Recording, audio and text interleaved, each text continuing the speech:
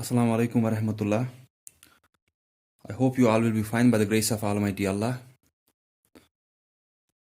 So today we are going to do exercise 4. That's the fourth topic of this chapter, that is unitary method. We have already done 3 topics, that's multiplication, division and average. So this is the last topic of this chapter, as this chapter was based on multiplication, division, average and unitary method. तो अब हमें unitary method आज करना है। Unitary method में आपको वहाँ पे क्वेश्चंस 5-6 दिए हैं। मैं आपको पहले एक एग्जांपल दिखाऊंगा, उसके बाद उसमें से आपको 1-2 क्वेश्चंस दिखाऊंगा मैं, बाकी आप उसमें से फिर करोगे। तो यूनिट क्या होता है? यूनिट हुआ 1, दैट मीन्स 1। तो यूनिटरी मेथड एक ऐसा मेथड है जिसमें हमें दिया हुआ होता है एक वैल्यू, कुछ नंबर्स का। फॉर एग्जाम्पल कि 5 चीजों का आपको कॉस्ट दिया है, तो आपको 7, 8 या 2 चीजों का निकालना होता है। यूनिटरी मेथड में हमें 5 चीजों का, मैं यहां पे एक एग्जाम्पल आपको दिखाऊंगा कि आपको दिया है कॉस्ट्स आपको दिए हैं कुछ चीजों के, ऐसे ₹30, ₹35, then ₹25, then रुपीज, इसके बाद 40 रखेंगे हम, या ₹40। ठीक है।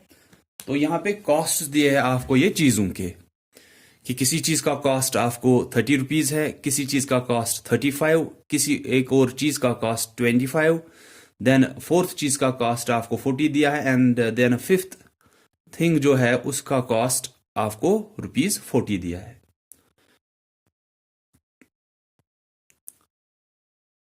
या हम पहले इकट्ठे एक साथ इसको लेंगे, जैसे कि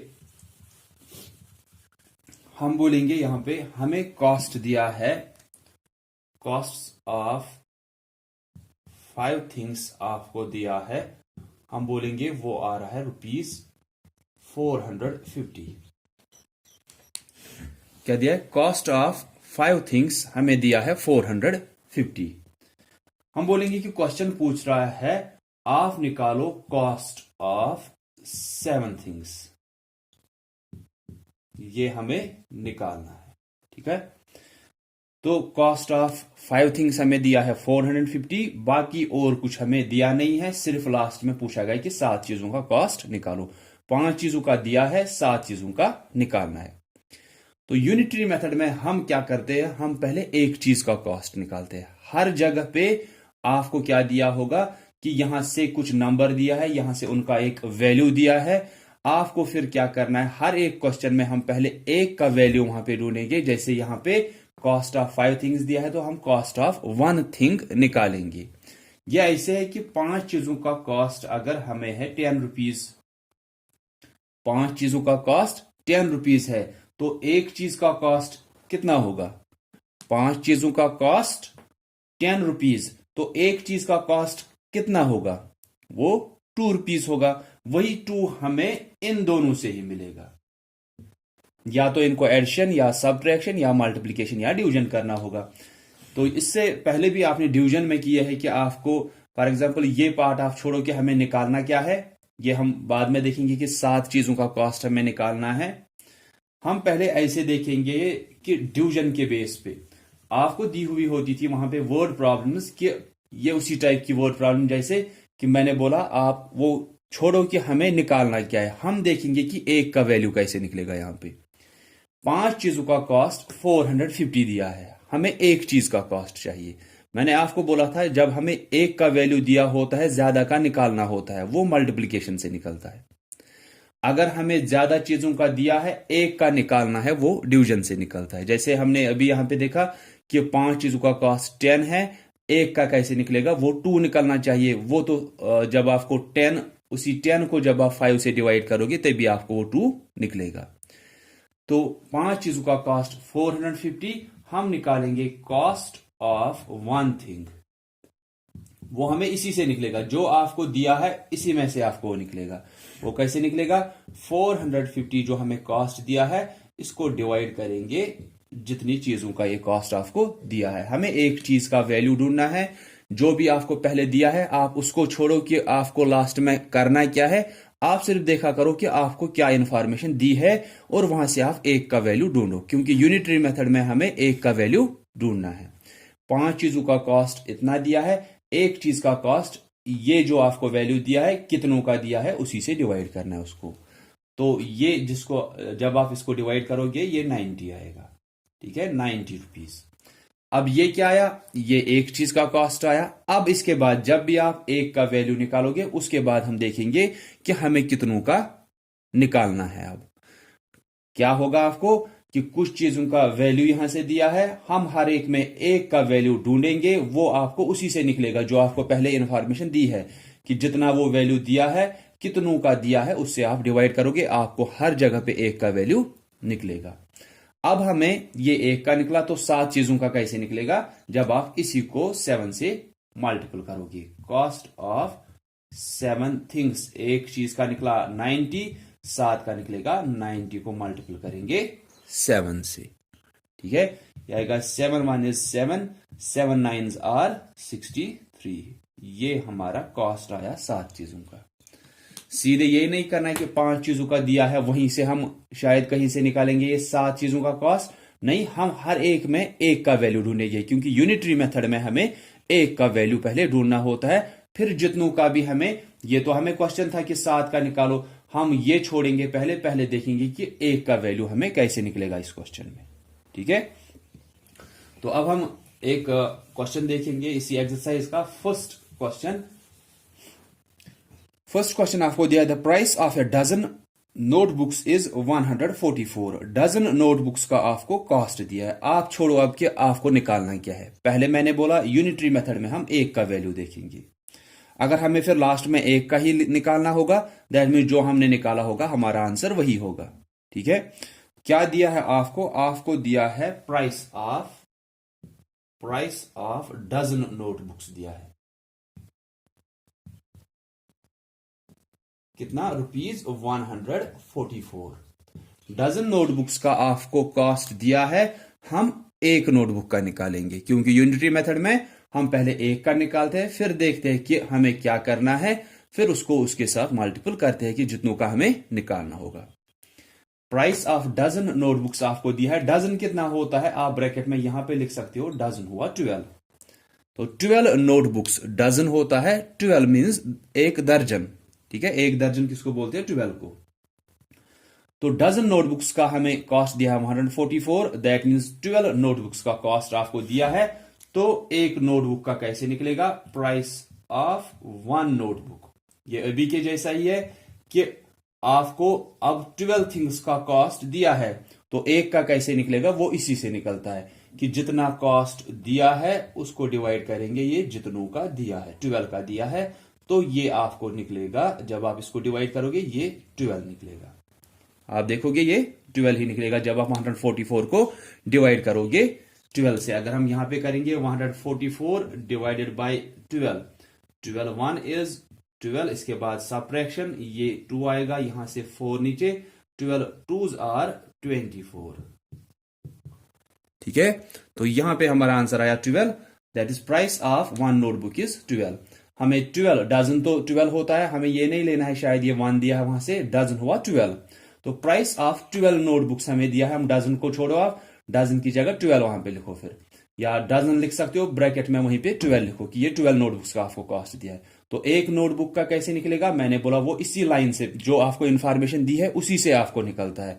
निकालना क्या है हमें वो लास्ट में देखेंगे, पहले हम यूनिटरी मेथड के हिसाब से 1 चीज का वैल्यू वहां पे निकालेंगे। तो इसी से निकलेगा वो जितना वैल्यू दिया है और जितनों का वैल्यू दिया है, ये जितना आपको वैल्यू दिया है इसको डिवाइड करेंगे ये जितनों का है। 144 तो कॉस्ट है, वो उसी को डिवाइड करना है किससे कि वो कितनों का आपको कॉस्ट दिया है, 12 का दिया है। अब हम देखेंगे क्वेश्चन क्या था फिर उसके बाद। Find the cost of 20 notebooks. आपको 20 नोटबुक्स का, अगर हमें देखना होता ना कि डिवीजन, तो डिवीजन में भी हम यही करते हैं। तो वहां पे आपको अगर आपको 12 नोटबुक्स का कॉस्ट दिया है, आपको पूछेंगे एक नोटबुक का कॉस्ट क्या है। तो जो आपको कॉस्ट दिया है 144, उसको डिवाइड करोगे, जितनों का ये कॉस्ट दिया है वो आपको वन बुक या जो भी आपको निकालना होगा नोटबुक, उसका कॉस्ट या प्राइस निकलेगा आपको। अब यहां पे तो आपको कुछ और भी निकालना है। वो क्या निकालना है? Find the cost of 20 notebooks. ये कितनों का निकला? ये एक नोटबुक का निकला। अब हमें 20 का निकालना है। तो 20 का कैसे निकलेगा? एक का जो है उसको मल्टीपल करेंगे 20 से।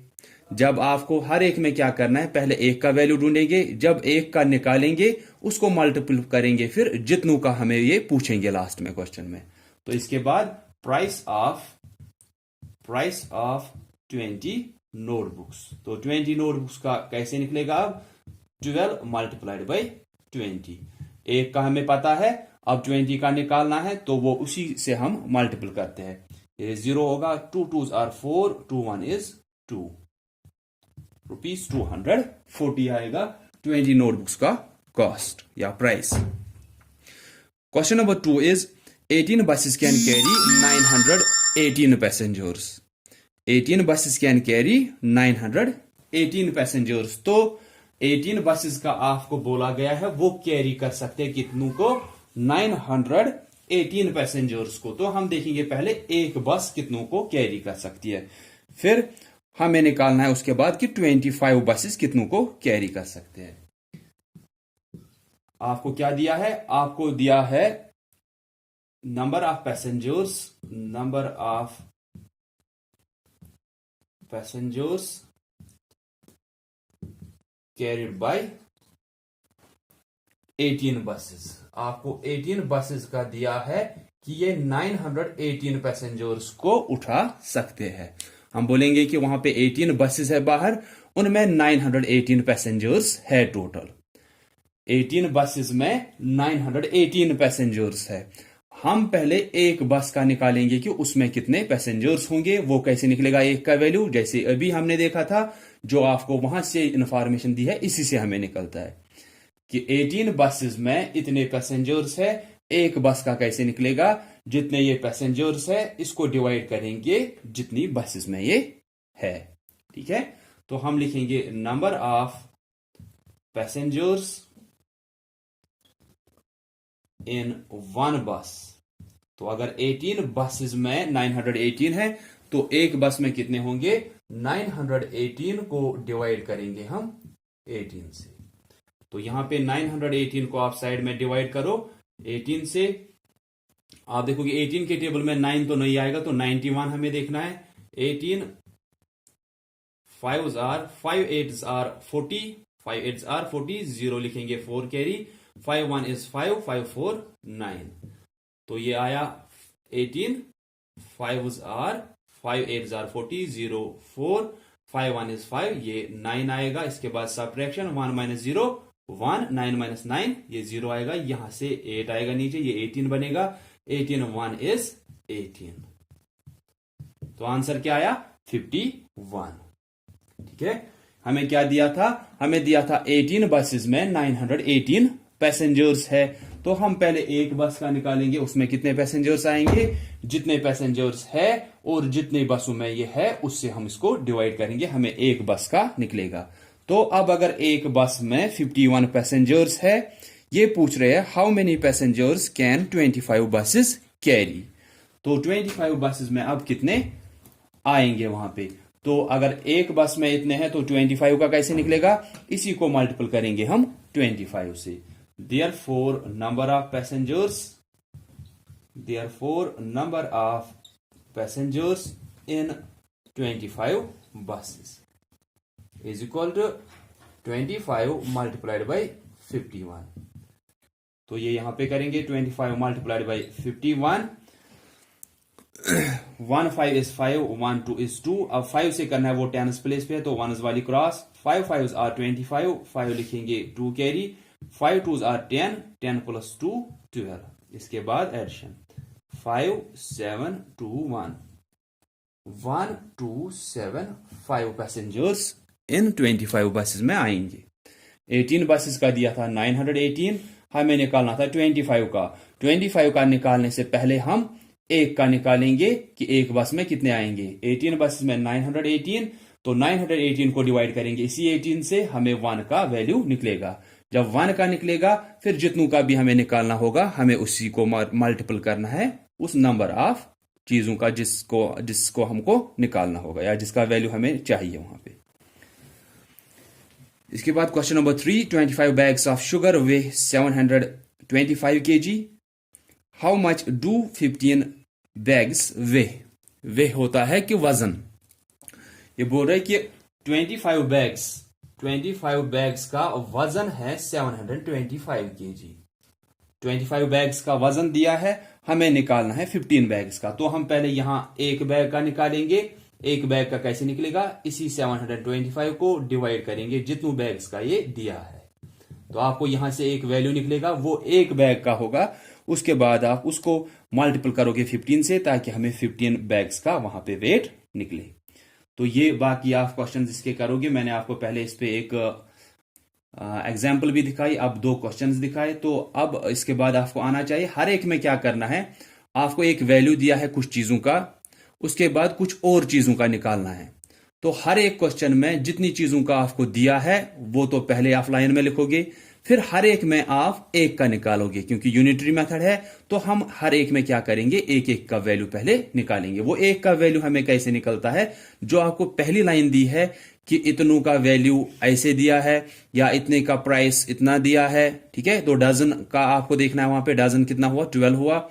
तो 12 चीजों का इतना कॉस्ट दिया है, या 18 बसेस में इतने पैसेंजर्स है। तो हर एक में हम पहले एक का वैल्यू देखेंगे, उसी से वो हमें इसी इंफॉर्मेशन से मिलता है कि जितना आपको वैल्यू दिया है उसको डिवाइड करते हैं जितनों का वो दिया है नंबर, ठीक है। फिर हमें एक का जब निकलेगा फिर जितनों का भी निकालना होगा। इस एक को हम मल्टीपल, एक के वैल्यू को मल्टीपल करेंगे उतने नंबर ऑफ चीजों से जितनों का हमें निकालना होगा।